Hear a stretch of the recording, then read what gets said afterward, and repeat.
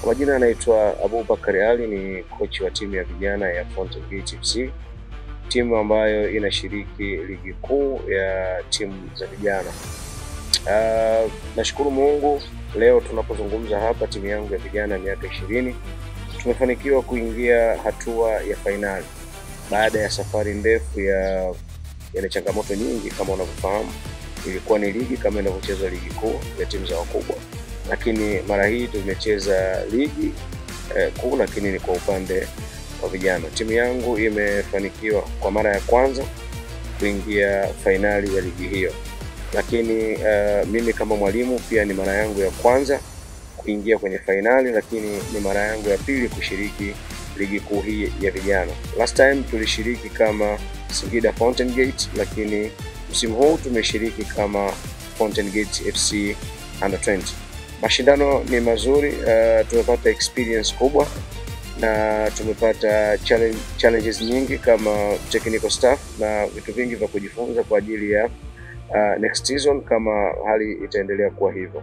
So hayo machache ndio ambayo nime experience kutokea hapo. Yeah.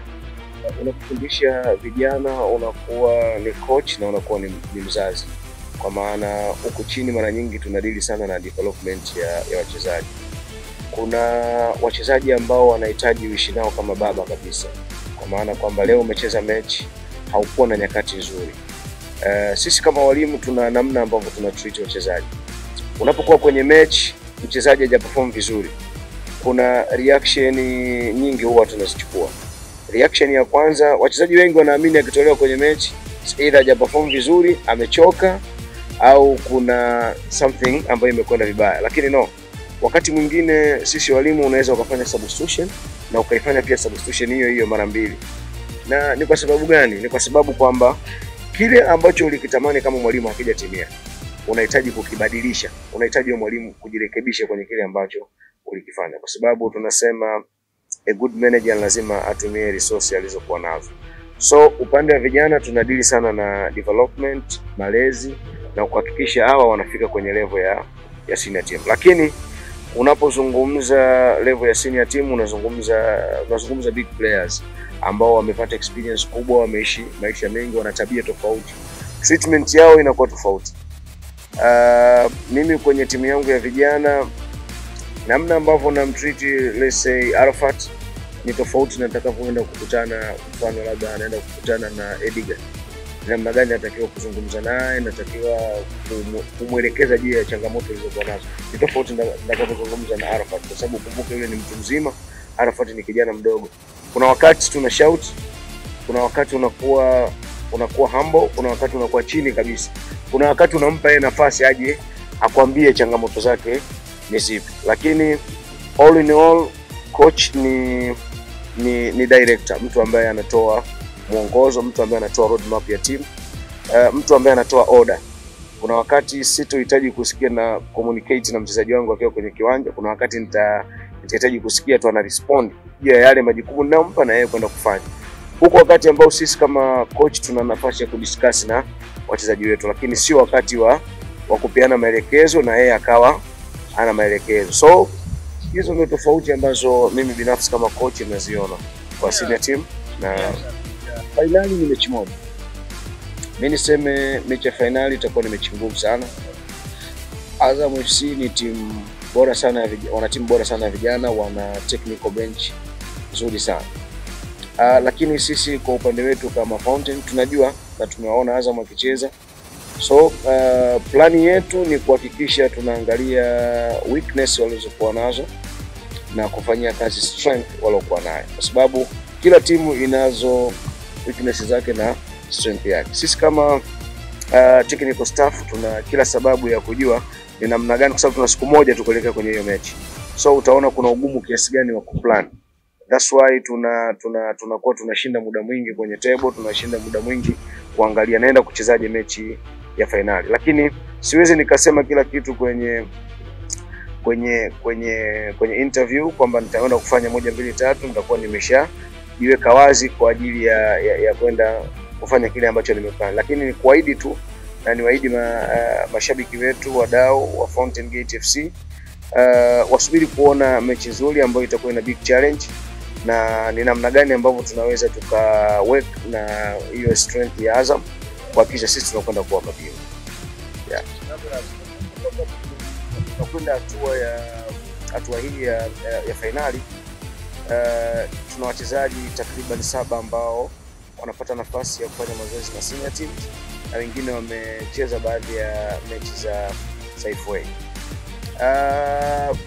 Kuelekea mechi yetu ya finali, ni wazi tunacheza, lakini tuna malengo. Ukiondoa kuwa malengo yetu ya kwanza kuwa mabingwa wa kikombe hicho, lakini tunafikiria performance wise ya wachezaji isaidie kwenye timu yetu ya wakubwa. Kila mtu anafahamu kwamba timu yetu ya wakubwa iko katika nafasi nzuri sana, lakini tunapambana kuona namna gani tutabaki, ili vijana hao ambao wanacheza kwenye timu ya miaka 20 kesho na kesho kutwa wapate platform kwenye timu ya ligi kuu, na wao baadaye waje kuwa wachezaji wa timu hiyo kwa ajili ya kuhakikisha tunatimiza malengo yetu. Na generation ambayo inakuja, karibuni sana kwenye ulimwengu wa modern football, ulimwengu ambao utawahitaji muwe smart sana kwenye discipline, muwe smart sana kwenye hard working, muwe smart sana kwenye mental toughness, kwa sababu wakati ambao napozungumza kwenye mental toughness, wakati ambao unahitaji kucheza ndo wakati ambao ulikosa kabisa chakula jana, lakini still bado utahitaji kwenda mazoezini. Wakati ambao umekata tamaa ndo wakati ambao ni level yako ya mwisho kabisa ya kwenda kwenye mafanikio. So wanahitajika vijana ambao watakuwa tayari kupambana kwenye mazingira hayo yote. Discipline iwe kubwa, mental fitness yao iwe kubwa, kwa maana wajue kuna big challenge sana kwenye football, na challenge kubwa ni wengi wanakuja wakitamani kucheza ligi kuu au kucheza timu ambayo inaweza ikampa hela, lakini process hiyo sio short term, ni long term process. Ni process ambayo itamhitaji yeye apambane zaidi na atoe time yake yote kwenye football. Hapo ndo ambapo mafanikio yake yatakuwepo. Lakini tukumbuke pia tunaishi kwenye mitaa ambayo ina changamoto nyingi. Sasa tuangalie group ambazo unakutana nazo mtaani. Hatukatazi kuwa na washikaji ambao tayari wameingia kwenye changamoto, ila kupitia football ambayo wewe unaicheza unapaswa kwenda kubadilisha mtaa, unapaswa kwenda kubadilisha maisha ya washikaji zako ambao wamewaacha mtaani. So unawabadilisha vipi? Wafanye wao kuwa ni watu ambao watakusupport wewe, watatenga muda wao mwingi kuja kukufuatilia, kuja kukuangalia, na at the end of the day tunaweza tukakamilisha ndoto zetu pamoja. Lakini haya yote tunayozungumza hayawezi kufanikiwa kama tutakuwa ni wachezaji ambao hatuko karibu na Mungu, kwa sababu all in all sisi tutaishi, na at the end of the day tutakufa. Nini tutakwenda kusema? It's not about football. Kule tutakwenda kusema yale mema ambayo tuliyatenda katika uso huu wa dunia. So dunia haitomhitaji mchezaji ambaye atakuja kuwanyanyasa watu. Dunia haitahitaji mchezaji wa mpira ambaye atakuja kuwa mlevi. Dunia haitahitaji mchezaji wa mpira ambaye atageuka kuwa kero kwa jamii ambayo inamzunguka. Ila dunia itamhitaji mchezaji ambaye atakuja kuiunganisha jamii, atakuja kuwa mtu ambaye ni msaada kwa watu. So a future generation, karibuni kwenye modern football.